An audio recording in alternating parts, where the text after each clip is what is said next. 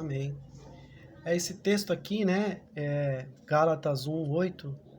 Mas ainda que nós, ou um anjo dos céus, pregue um evangelho diferente daquele que lhes pregamos, que seja amaldiçoado. Essa tradução, né, é exatamente isso que o meu tio disse. Esse anátema quer dizer, seja excomungado, seja expulso. A verdade é essa. Paulo está falando que se alguém pregar um evangelho que não seja esse evangelho verdadeiro, o evangelho de Cristo, na verdade essa pessoa ela tinha que ser expulsa do meio dos cristãos. Porque o evangelho que Paulo está falando é o evangelho do reino, que Cristo veio e pregou. Aquele em que Pedro estava ali na igreja de Atos pregando e de repente fizeram uma pergunta para ele, né? Pedro ele traz uma explanação todinha ali sobre o evangelho e aí eles perguntam para Pedro e para os apóstolos, o que faremos?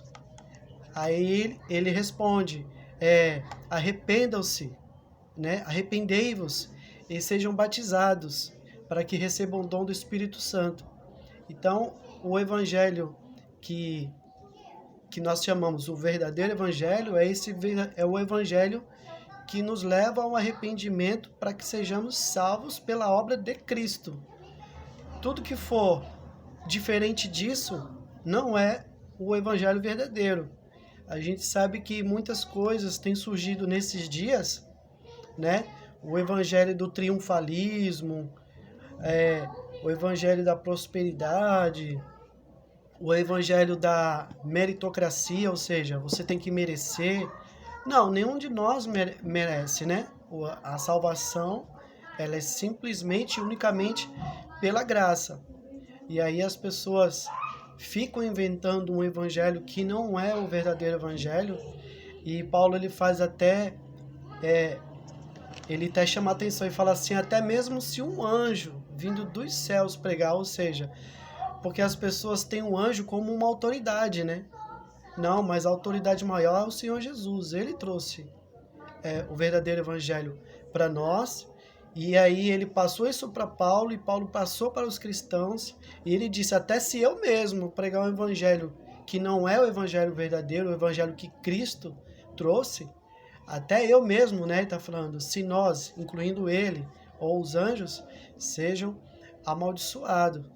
Agora, a gente sabe que o falso, ele só existe porque existe o verdadeiro, né?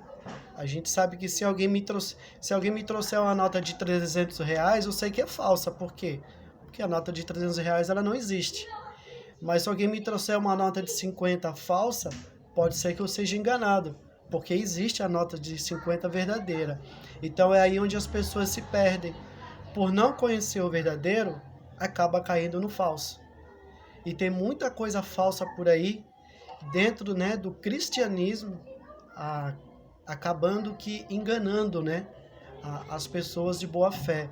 Então, mesmo se uma pessoa, um líder, que está pregando o evangelho, mesmo que ele seja um doutor na palavra, mesmo que ele seja eloquente, mesmo que ele seja uma pessoa inteligente, que tenha muita unção, mas e se esse evangelho que ele está pregando não é o evangelho de Cristo, está dizendo que ele tem que ser amaldiçoado, ou seja, expulso, expurgado do nosso meio. Então a gente tem que ficar bem atento que tem muita coisa surgindo, né? Tem muita libertinagem surgindo no meio da igreja, muita coisa de fora está entrando. E aquele evangelho puro, né? Aquele evangelho, aquela sã doutrina, parece que está se perdendo no nosso meio. Mas eu creio que ainda, né?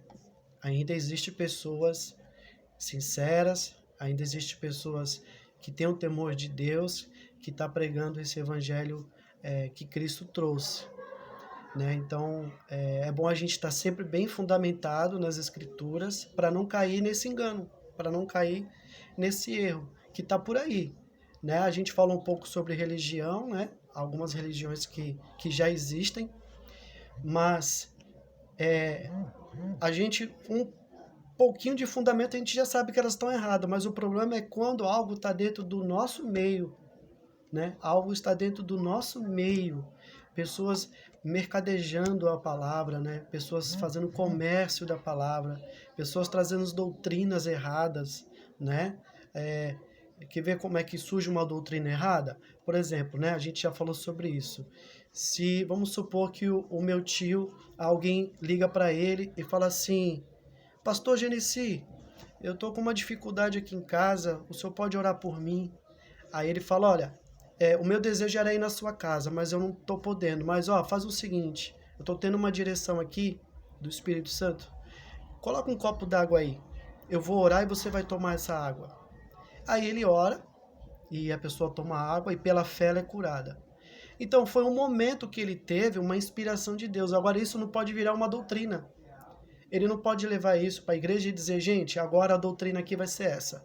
Cada um vai pôr um copo d'água e todos vão ser curados. Não, foi algum momento, né, que ele teve uma inspiração. Assim como Paulo, o lenço de Paulo curava as pessoas, foi um momento de uma inspiração de Deus que Paulo teve, e aí as pessoas foram curadas. Agora, o Paulo não podia fazer disso uma doutrina, começar a vender lenço para que as pessoas fossem curadas. Então, essas pequenas coisas que têm entrado de engano e as pessoas não têm percebido.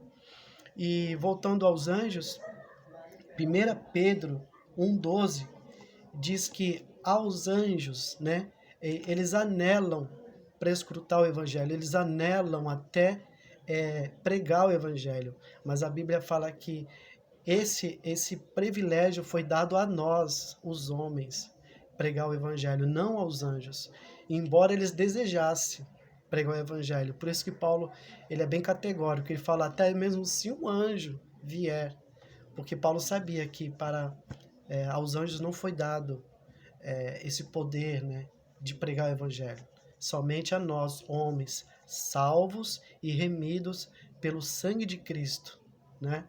Só nós, homens salvos e remidos pelo sangue de Cristo, foi dado esse privilégio de pregar a palavra. E volto a dizer, esse evangelho é o evangelho que diz que Cristo morreu na cruz para nos salvar onde nós não merecíamos. Então não existe mérito nenhum no homem por ser salvo, a não ser que Cristo morreu, como foi dito no começo, né? Meu tio Tata leu no começo, que Cristo morreu para nos salvar dos pecados. Então não há nenhum mérito em nós, somente em Cristo.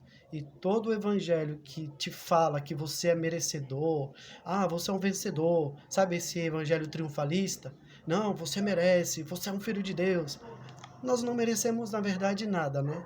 Paulo disse: a graça, Senhor, a tua graça me basta, né? E cabe ao Senhor, nessa caminhada nossa, nos dar a vitória. É Ele que nos dá.